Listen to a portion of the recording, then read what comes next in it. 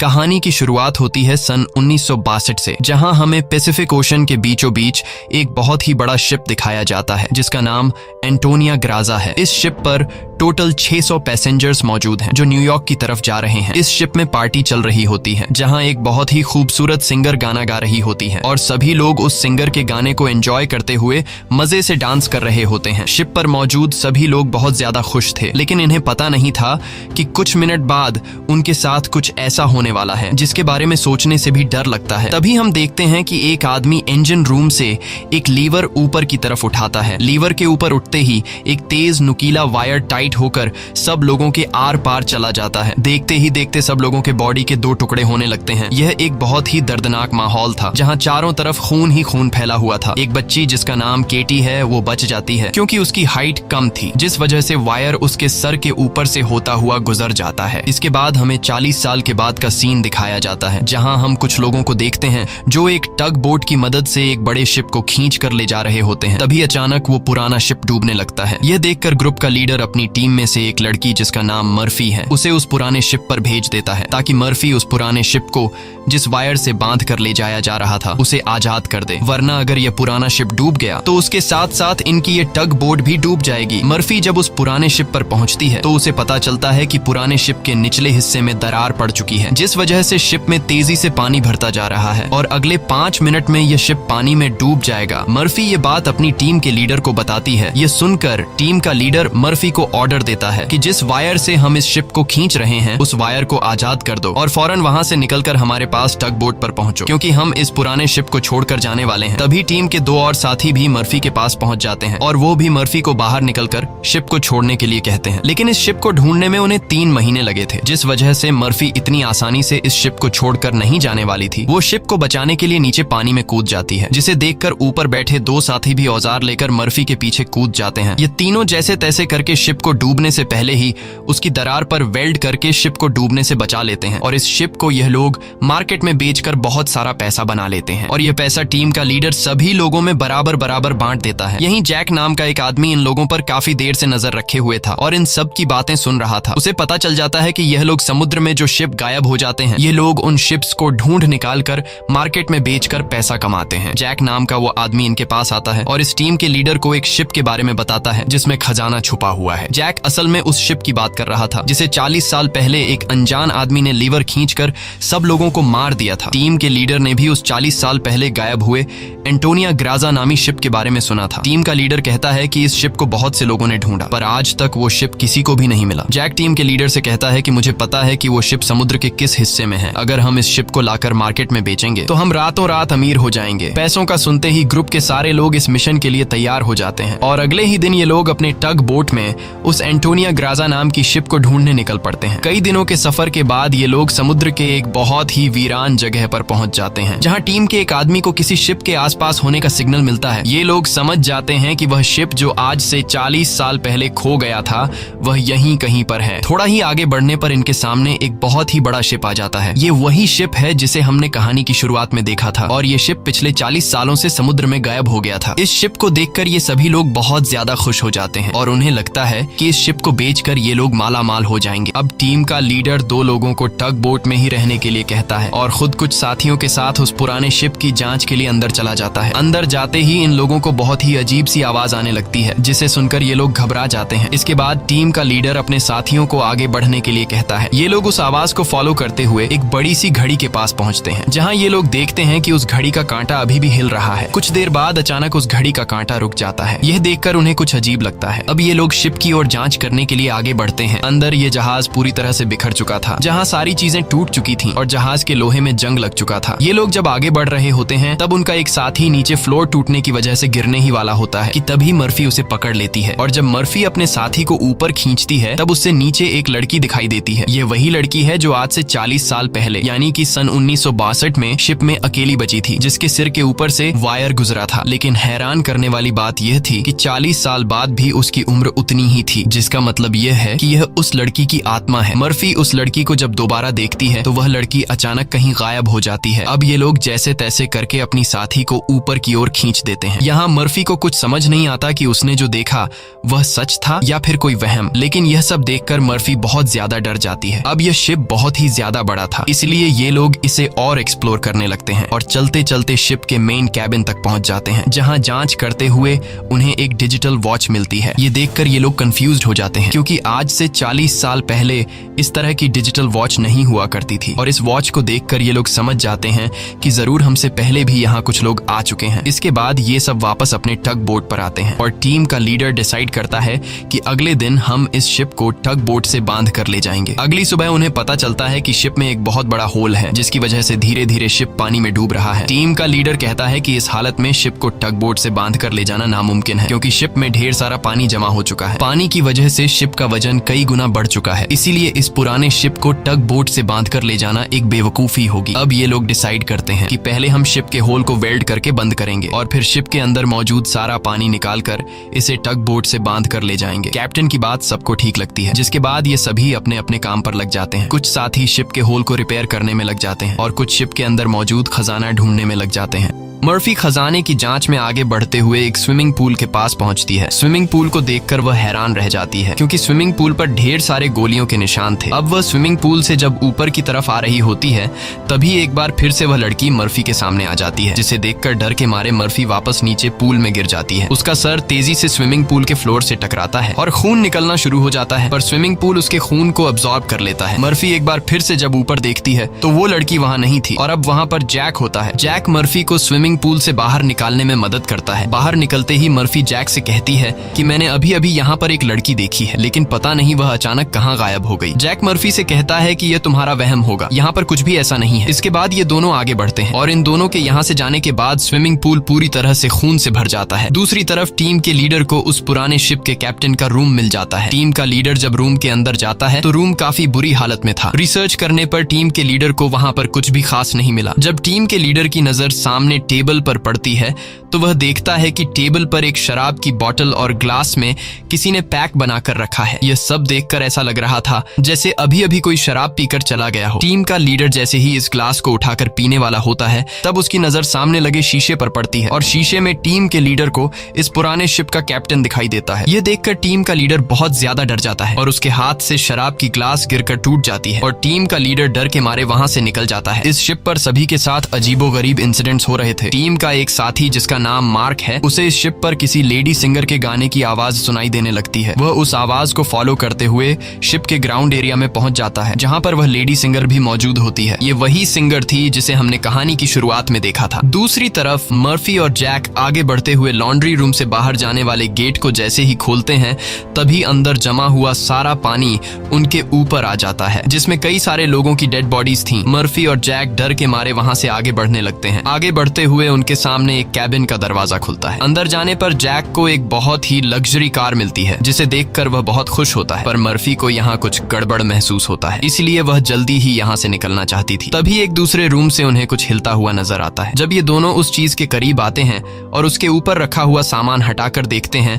तो उनकी आंखें खुली की खुली रह जाती हैं, क्योंकि वहां पर सोने से भरा हुआ एक बॉक्स पड़ा था। ये देखकर मर्फी अपने बाकी साथियों को तुरंत बुला लेती है और जब सब यहाँ पहुंचते हैं तो सामान हटाने पर उन्हें इसी तरह के 9 बॉक्स मिलते हैं और हर एक बॉक्स में 28 गोल्ड प्लेट्स पड़ी हुई थी, जिसे देखकर सभी की खुशी का ठिकाना नहीं रहता, क्योंकि ये सभी रातों रात अमीर हो गए। इतने बड़े खजाने को ढूंढने के बाद ये लोग डिसाइड करते हैं कि इस शिप को यहीं छोड़ देंगे और सिर्फ सोना यहाँ से लेकर जाएंगे। इसके बाद ये लोग सारा का सारा गोल्ड अपने टग बोट पर रख देते हैं और अब ये लोग यहाँ से निकलने की तैयारी करते हैं। टग बोट को चलाने वाला कैप्टन बोट को स्टार्ट करने के लिए इंजन की सफाई करने लगता है और तभी हमें दिखाया जाता है कि टग बोट में रखा गया सिलेंडर का वाल्व अपने आप चालू हो गया है, जिससे हवा में गैस फैलना शुरू हो जाता है। वही मर्फी एक बार फिर से उसी लड़की को देखती है जो उसकी तरफ तेजी से भागती हुई आ रही होती है, जैसे वह मर्फी को कोई बात बताना चाहती हो, पर तभी उसे कोई पकड़कर नीचे धकेल देता है और जैसे ही टग बोट का कैप्टन इंजन को ऑन करता है, तभी सिलेंडर से निकली गैस की वजह से पूरे बोट में एक बहुत ही बड़ा ब्लास्ट होता है, जिसमें टग बोट का कैप्टन मारा जाता है। अब ये लोग समुद्र के बीचों बीच एक सुनसान शिप पर फंस चुके थे। ये सभी लोग बहुत ज्यादा परेशान होते हैं, क्योंकि उनके पास जो यहाँ से निकलने का टग बोट था वह पूरी तरह से तबाह हो चुका चुका था। इनका एक साथी जिसका नाम मार्क है, वो अपनी गर्लफ्रेंड की फोटो देखकर बहुत ज्यादा परेशान हो जाता है क्योंकि 2 हफ्ते बाद उनकी शादी होने वाली थी और अब उसे लगता है कि वह कभी भी यहाँ इस शिप से बचकर नहीं जा पाएगा। परेशानी में मार्क वहाँ रखी कई साल पुरानी शराब पीने लगता है। दूसरी तरफ मर्फी भी कंफ्यूज्ड होती है कि उसे बार बार वह लड़की क्यों दिखाई दे रही है। इसीलिए मर्फी उस लड़की के बारे में जानने की कोशिश करती है। वह शिप के डेटा में पैसेंजर्स के नाम चेक करती है, जिससे उसे पता चल जाता है कि जो लड़की उसे दिखाई दे रही है उसका नाम केटी है। रिसर्च करते हुए वह केटी के रूम तक पहुंच जाती है, जहां अलमारी का दरवाजा खोलते हुए उसे केटी का ढांचा मिल जाता है, जिसे देखकर मर्फी बहुत ज्यादा डर जाती है। फिर जैसे तैसे करके मर्फी खुद को संभालती है और उस ढांचे के गले में लटके लॉकेट को उतार कर देखती है, जिसमें उस छोटी लड़की के पेरेंट्स की फोटो थी जो उसके पीछे ही खड़ी थी। उसे देखकर मर्फी को एक जोरदार झटका लगता है। केटी कहती है कि वह लॉकेट बंद मत करना, क्योंकि बहुत साल बाद मैं अपने मॉम डैड को देख रही हूँ। मर्फी को अब भी यकीन नहीं हो रहा था कि वो एक मरी हुई लड़की से बात कर रही है, पर जब वह लॉकेट को केटी के हाथ में देने लगती है तो लॉकेट केटी के हाथ से आर पार चला जाता है और अब जाकर मर्फी को यकीन हुआ कि यह लड़की कोई इंसान नहीं बल्कि एक आत्मा है। केटी मर्फी को बताती है कि इस शिप पर और भी कई सारे लोगों की आत्मा कैद है और तब तक यह सोल यहाँ से आजाद नहीं हो सकती जब तक उस आदमी को न मारा जाए जो लोगों की आत्मा को यहाँ पर कैद करता है। मर्फी केटी से पूछती है कि कौन है वो आदमी जिसने तुम्हें और बाकी लोगों की आत्माओं को यहाँ कैद कर रखा है। केटी जैसे ही मर्फी को उस आदमी के बारे में बताने वाली होती है, तभी अचानक छत पर कुछ अजीब से कीड़े निकलने लगते हैं, जिसे देखकर केटी बहुत ज्यादा डर जाती है और वह मर्फी से कहती है कि जल्द से जल्द इस शिप से तुम लोग निकल जाओ वरना तुम लोग मारे जाओगे। इसके बाद केटी गायब हो जाती है। दूसरी तरफ मार्क पूरी बोतल पीने के बाद उसे चक्कर आने लगा। उसके आसपास पड़े सभी टेबल और चेयर्स हिलने लगते हैं। देखते ही देखते सब कुछ रिपेयर होकर नया हो गया और आज से 40 साल पहले जो लोग इस शिप में मारे गए थे वह दोबारा से मार्क के सामने जिंदा खड़े हो गए। मार्क बीच में खड़ा था, जिसके चारों तरफ लोग उसके लिए तालियां बजाने लगे। शुरू में तो मार्क को भी कुछ अजीब लगता है, लेकिन फिर वह सोचता है कि यह सब शराब का कमाल है। अगले ही पल वह लेडी सिंगर मार्क के करीब आ गई और वह मार्क के साथ इंटीमेट होने लगी। लेडी सिंगर पूरी तरह से मार्क को अपने वश में करके अपने पीछे लगा देती है। मार्क भी बिना कुछ सोचे समझे उसके पीछे जाने लगा। बेवकूफ मार्क को पता ही नहीं चलता कि ये सिंगर उसे एक ट्रैप में फंसा रही है। वह लेडी सिंगर फ्लोर के किनारे पर खड़ी होकर मार्क को बुलाने लगती है। मार्क इस सिंगर को हासिल करने के चक्कर में फ्लोर से नीचे गिरकर मारा जाता है। वही हमें टीम के लीडर को दिखाया जाता है,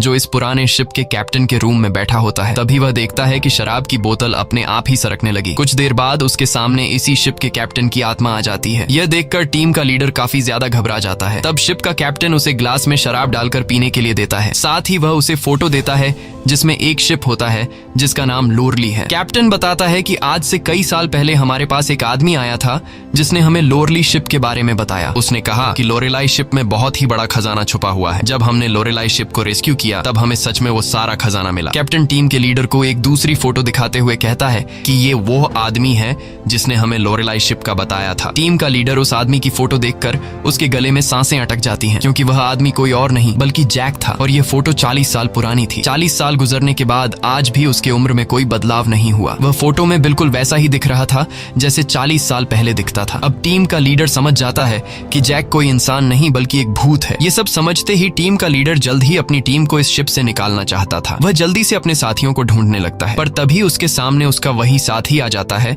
जो टग बोट में गैस खुलने की वजह से ब्लास्ट में मारा गया था। दरअसल ये ब्लास्ट में मारे जाने वाले आदमी की आत्मा होती है जो टीम के लीडर को मारने के लिए आगे बढ़ता है। लीडर उससे खुद को बचाने के लिए भागता है, लेकिन तभी उसके सामने मर्फी आ जाती है। अब ब्लास्ट में मारा जाने वाले आदमी की आत्मा तो गायब हो जाती है, पर टीम के लीडर को मर्फी का चेहरा उसी ब्लास्ट में मारे जाने वाले साथी की तरह दिख रहा होता है, जो कुछ देर पहले भूत बनकर उसके पीछे आ रहा था। इसीलिए टीम का लीडर मर्फी को भूत समझकर उसके ऊपर हमला कर देता है, पर मर्फी खुद को बचाने के लिए उसके पैर को घायल कर देती है। लेकिन इससे टीम के लीडर का ज्यादा कुछ नहीं बिगड़ता। वह दोबारा से मर्फी पर हमला करने के लिए खड़ा होता है। इससे पहले कि वह मर्फी को मार पाता, तभी पीछे से जैक आकर लीडर को लोहे के रॉड से सिर पर मारकर बेहोश कर देता है। जैक वही आदमी है जो इन सबको यहाँ लेकर आया था। पूरी टीम में सिर्फ टीम के लीडर को ही पता चल चुका था कि जैक कोई इंसान नहीं बल्कि एक डीमन है, और जैक को भी समझ आ गया था कि टीम के लीडर को मेरी सारी सच्चाई मालूम हो गई है। इसलिए वह टीम के लीडर को अपने रास्ते से हटाने के लिए सबको उसके खिलाफ भड़काता है। वो कहता है कि अगर ये दोबारा होश में आ गया तो यह हम में से किसी को नुकसान पहुंचा सकता है। सबको जैक की बात ठीक लगती है, इसलिए यह लोग अपने लीडर को एक टैंक में फेंक देते हैं। अब यहाँ से निकलने का कोई और रास्ता न मिलने पर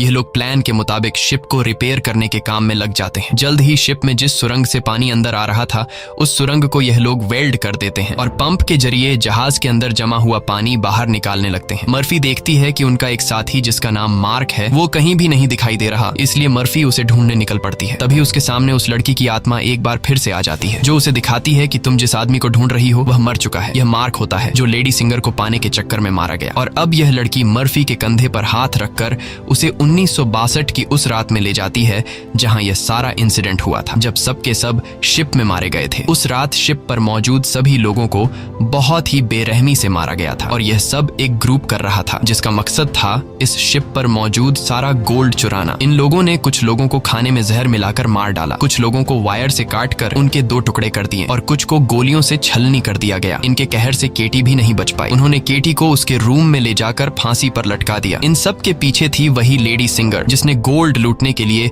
यह पूरा प्लान बनाया था और अपने लोगों की मदद से उसने शिप पर मौजूद सभी लोगों को मार डाला। अब सारा गोल्ड उनके कब्जे में था। शिप का ऑफिसर भी लेडी सिंगर से मिला हुआ था। लेडी सिंगर के एक इशारे पर वह अपने ही साथियों को मार देता है, लेकिन जैसे ही वह मुड़ता है लेडी सिंगर उसे भी गोली मार देती है। लेडी सिंगर को लगता है कि सारा गोल्ड अब उसी का हो चुका है क्योंकि शिप पर मौजूद सभी लोग मारे जा चुके थे। लेकिन यही एंट्री होती है एक ऐसे आदमी की जो इस पूरे गेम का मास्टरमाइंड था और वह लोहे की चेन से लेडी सिंगर को लटकाकर मार देता है। मर्फी केटी की मदद से ये सब देख रही होती है और तभी वह इस गेम के मास्टरमाइंड को भी देख लेती है, जिसे देखकर मर्फी शॉक हो जाती है क्योंकि वो आदमी कोई और नहीं बल्कि जैक है जो इन्हें गोल्ड का लालच देकर यहाँ पर लेकर आया। क्योंकि शिप में छेद हो चुका था और शिप धीरे धीरे पानी में डूब रही थी, इसलिए शिप को बचाने के लिए कुछ ऐसे लोगों की जरूरत थी जो शिप को डूबने से बचा सके। इसलिए जैक ने चालाकी से इन्हें यहाँ लाया। अब शिप पूरी तरह से ठीक हो चुकी थी, इसलिए जैक को अब इन लोगों की कोई जरूरत नहीं थी और अब वह इन सबको भी मार देगा। यह सब समझते ही मर्फी को याद आता है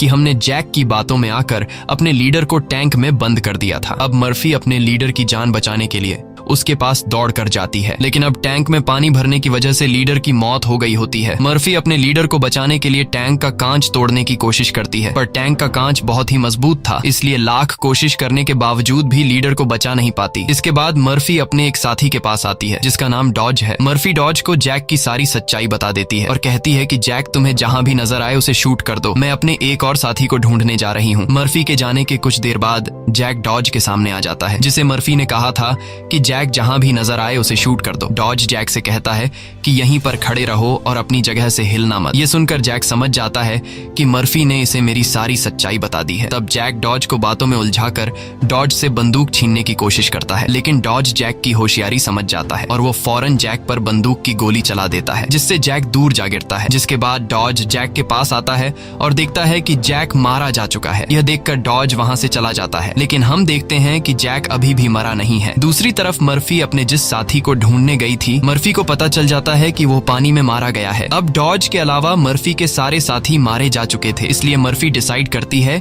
कि वो इस पूरे शिप को तबाह कर देगी। जिसके बाद मर्फी शिप के हर एक कोने में बॉम्ब फिट करने लग जाती है और तभी उसके पास डॉज आ जाता है। डॉज मर्फी को बताता है कि मैंने जैक को मार दिया। ये सुनकर मर्फी कहती है कि जैक नहीं मरने वाला है, क्योंकि जैक कोई इंसान नहीं बल्कि एक डीमन है, इसलिए हमें यह पूरी शिप ब्लास्ट करनी होगी ताकि जैक हमारी तरह और किसी इंसान को यहाँ लाकर न फंसा सके। और जैक ने जितने भी सोल्स को इस शिप में कैद कर रखा है वो सभी आजाद हो जाएंगे। डॉज यहाँ पर गुस्से से मर्फी को समझाता है कि हमें शिप को ब्लास्ट नहीं करना चाहिए, क्योंकि इस तरह से शिप में रखा सारा गोल्ड बर्बाद हो जाएगा और हमें बिना गोल्ड हासिल किए खाली हाथ घर लौटना होगा। मर्फी कहती है कि यह गोल्ड दरअसल जैक का एक चाल है जो हम यहाँ से कभी भी नहीं ले जा पाएंगे, इसलिए मुझे हर हाल में यह शिप ब्लास्ट करनी होगी। अब जैक समझ जाता है कि मर्फी किसी भी हाल में नहीं मानने वाली, इसलिए जैक अपने असली रूप में आ जाता है, जिससे हम समझ जाते हैं कि जैक ने डॉज को भी मार दिया था। जैक उसे बताता है कि तुम्हारा और मेरा काम एक ही है, जिस तरह से तुम समुद्र में फंसी हुई शिप्स को जमा करती हो उसी तरह से मैं सोल्स को जमा करता हूँ। पहले मैं भी इंसान था, लेकिन मैंने बहुत पाप किए जिसके बदले मुझे यह काम दिया गया और अब मैं सोल कलेक्टर हूँ, जिसके लिए मुझे शिप की जरूरत है और मैं नहीं चाहता कि तुम इस शिप को ब्लास्ट करो। जैक मर्फी को एक चांस देता है। वो कहता है कि जाओ, मैं तुम्हें नहीं मारूंगा, लेकिन बदले में तुम्हें इस शिप को ब्लास्ट नहीं करना होगा। पर मर्फी उसकी बात नहीं मानती, जिसके जिसके बाद जैक एक लोहे के रॉड से उस पर हमला कर देता है, जिससे मर्फी नीचे गिर जाती है। अब जैसे ही जैक मर्फी को मारने के लिए आगे बढ़ता है, तब मर्फी एक तीर चलाकर उस बॉम्ब वाले रिमोट पर निशाना लगाती है और खुद फौरन पानी में कूद जाती है, जिसके बाद शिप में एक बहुत बड़ा ब्लास्ट होता है। ब्लास्ट की वजह से शिप पानी में डूबने लगती है और मर्फी पानी के अंदर शिप के नीचे फंस चुकी होती है। अब उसे बाहर निकलने का कोई रास्ता नहीं दिखता और उसकी सांसें भी फूलने लगती हैं। पर तभी वहां पर केटी की आत्मा आती है, जो मर्फी को हाथ से पकड़कर ऊपर का रास्ता दिखाती है। तब मर्फी देखती है कि जैक ने जितने भी सोल्स को कैद कर रखा था, वो सभी सोल्स आजाद हो गई हैं। मर्फी बड़ी मुश्किल से ऊपर सरफेस पर आ जाती है और वो देखती है कि शिप में जितने भी सोल्स थे वो सब अपनी असली दुनिया में जाने लगे हैं। दरअसल यहाँ जितने भी सोल्स थे वो सभी जैक के गुलाम थे। सिर्फ केटी की सोल उसकी गुलाम नहीं बन पाई, क्योंकि केटी की सोल पवित्र थी, जिस वजह से जैक उस पर ज्यादा कंट्रोल नहीं कर पा रहा था। इसीलिए केटी की सोल बार बार मर्फी की मदद कर रही थी। यहाँ मर्फी एक बॉक्स के सहारे समुद्र में तैरती रहती है और तभी वो एक शिप तक पहुंच जाती है, जो शिप उसे रेस्क्यू कर लेता है। जब उसे पोर्ट पर लाया जाता है तो वो अपनी एम्बुलेंस से देखती है कि जैक अभी भी जिंदा है और शिप का जितना भी गोल्ड था वो उस गोल्ड को एक दूसरे शिप में ट्रांसफर कर रहा है, ताकि उस गोल्ड के लालच में वो और भी लोगों को मार सके और उनकी आत्माओं को कैद कर सके। इसी के साथ ये कहानी खत्म हो जाती है।